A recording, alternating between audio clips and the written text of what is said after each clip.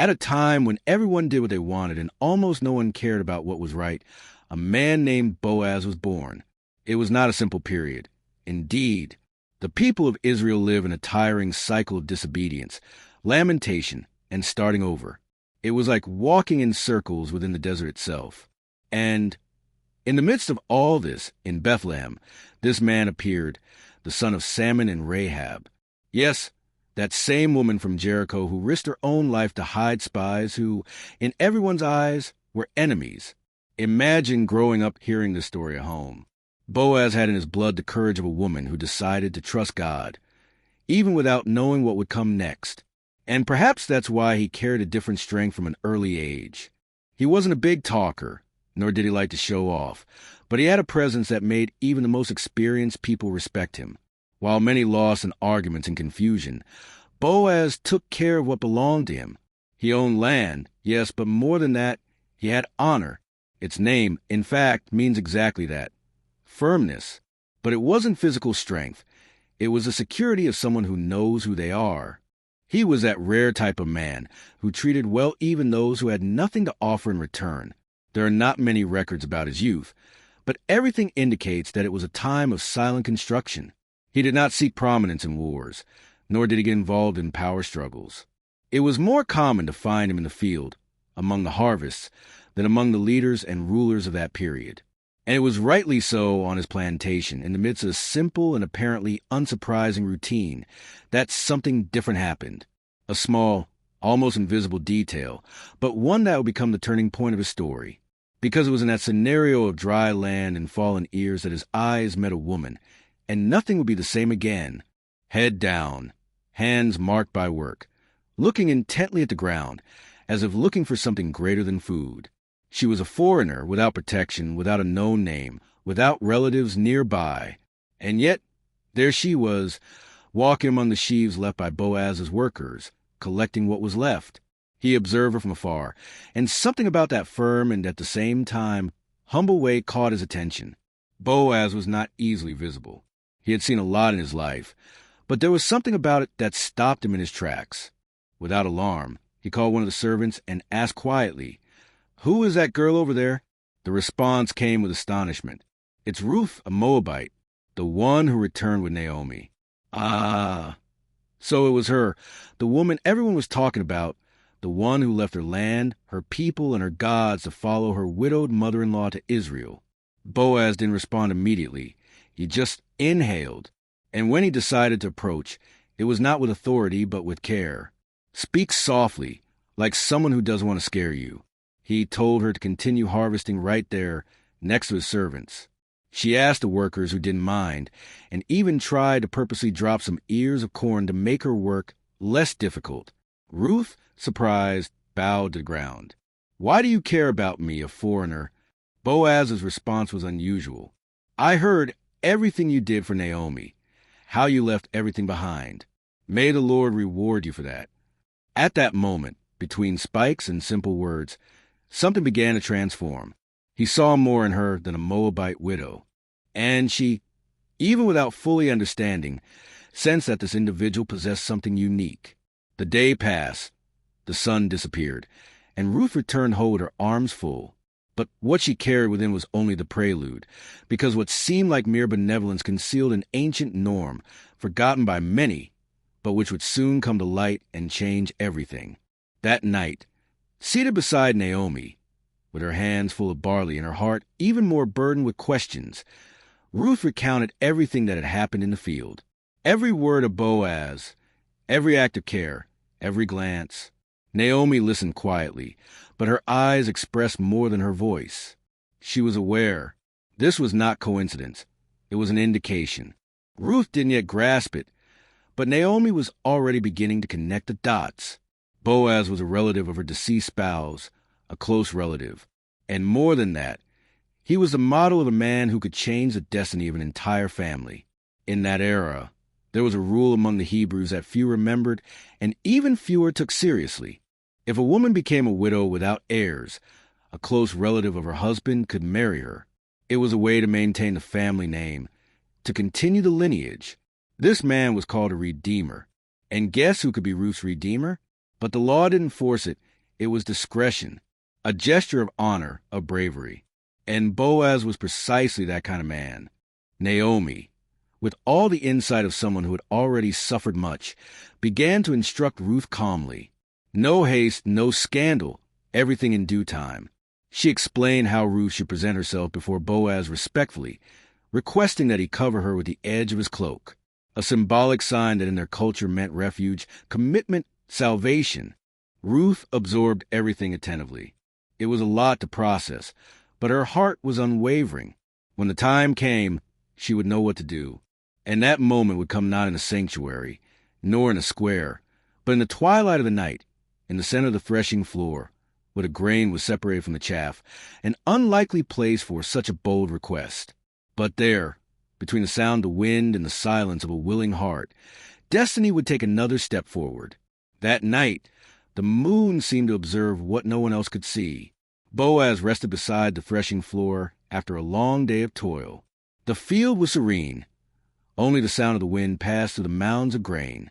It was there that Ruth arrived slowly, as Naomi had instructed. She approached silently, uncovered Boaz's feet, and lay down in that place. It was not a common gesture. It was a way of expressing, "I am under your responsibility. Take me in." Boaz awoke startled, as anyone would. In the darkness, he saw someone lying at his feet. "Who are you?" he asked, trying to understand what was happening. "I am Ruth, your servant," she replied. "Spread your cloak over me, for you are a redeemer." Boaz's heart pounded. He knew what this represented and could have shirked the obligation, pretended not to understand, or simply said no.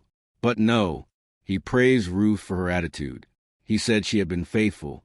She hadn't chased after young men, rich or poor, that she had done something greater. She preferred honor. It wasn't long before the other relative appeared, the one who, by right, was first in line to claim the property of Elimelech, Ruth's deceased father-in-law. Boaz began by mentioning the simpler part. He said that Naomi was negotiating the sale of her husband's land, and that, being related, this man had the possibility of acquiring it. The other listened, pondered for a moment, and replied, "Yes, I wish." Everything indicated that the story would end there, but Boaz didn't finish. Calmly, he added, "The day you buy the land, you'll also have to accept Ruth, the Moabite, as your wife to preserve the name of the deceased." That was enough. The man froze, immediately changing his mind. He said he couldn't accept that he didn't want to jeopardize his own inheritance. It was as if he were saying, "Property, yes, obligation to a Moabite widow? Better not." And that's when Boaz moved forward. Before the elders, he declared that he would indeed assume everything, the land, the family name, and Ruth as his wife. And to finalize the agreement, the other man removed his sandal and gave it to Boaz. It was an ancient custom, somewhat strange to us today, but in that culture it was the unmistakable sign that the right of redemption had been transferred. The elders applauded. The witnesses pronounced blessings and compared Ruth to the great women of Israel. And there, in the midst of the people, a new chapter began to be written. The marriage of Boaz and Ruth was not one of those full of luxury and spectacle, but it possessed something that many marriages out there never come close to having: purpose. It was a union that emerged from faith, bravery, and a firm resolve not to turn back on obligation. When Boaz led Ruth home as his wife, he was not only welcoming a woman, he was rescuing an entire history, continuing a lineage that seemed to have become extinct. And God, who never abandons those who choose to do what is right, blessed them. Ruth's womb, once empty, was filled with life.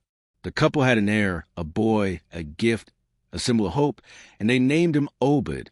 Naomi, who had previously said she was bitter, now held her grandson in her arms, as if she had received back everything she had lost. The women of the city no longer spoke only of Ruth. Now they gazed at Naomi with shining eyes and said, "Has the Lord not left you without a redeemer?" Obed grew up surrounded by stories, memories, and faith intertwined with tears. He was more than a boy. He was a link between past and future. That boy carried on his shoulders something he didn't yet understand, a silent calling. And life went on. The boy became a man, had his own son, and that son was called Jesse. The name didn't reveal much at that time, but it did reveal the destiny that awaited him. This one was already being formed long before he was born, because from the womb of Ruth, that Moabite woman rejected by so many, would come much more than a grandson for Naomi. Someone was on the way who would stir the hearts of an entire nation and put Bethlehem back at the center of the map. Obed grew up amid stories told by the fire and whispered advice in the fields. He was a grandson of a foreign woman who became part of the people and the son of a righteous man who preferred what was right to what was easy. From a young age, he knew he carried something different. There was no crown on his head, no title of nobility, but there was a feeling of continuity. It was as if the past was always there walking beside him. When he became a man, Obed had a son. The boy's name was Jesse, and with him, the promise remained alive. Jesse also grew up in the soil of Bethlehem, surrounded by simplicity and hard work. The family was never rich in gold, but possessed a kind of fortune that time cannot steal: honor. The story of Boaz and Ruth establishes a crucial lineage that, through their grandson Obed and great-grandson Jesse, culminated in David, the shepherd who became king. Boaz, though a man of few words, but great firmness and justice, symbolized in the pillar of Solomon's temple bearing his name, fulfilled a discreet supporting role in God's story. His life was a series of simple but meaningful decisions, honoring forgotten law and redeeming Ruth, a Moabite and foreign woman. Boaz's act of redemption, paying a price, welcoming Ruth, and spreading his cloak over her, was a foreshadowing, a mirror of God's eternal plan. He staged the work of the future Redeemer. Just as Boaz rescued a woman of low standing, Jesus Christ, his descendant, would be born in Bethlehem to redeem all humanity, restoring what seemed lost and welcoming the rejected. Boaz's choice to do what was right, even when it was inconvenient, bore fruit that spanned generations. The name Boaz appears in the genealogy recorded in the Gospel of Matthew, confirming him as a direct ancestor of Jesus. This living lineage demonstrates that the Savior came from an improbable story and carried in his blood the history of a righteous man. The Trinity, the inclusion of a Moabite widow in the lineage of the Messiah, and the birth of Jesus in the same land of Bethlehem, where Boaz planted faith, are the ultimate proof of grace. The greatest lesson from Boaz lies in his faithfulness without an audience. He lived as one who understands that what matters most is not visibility, but righteousness in secret.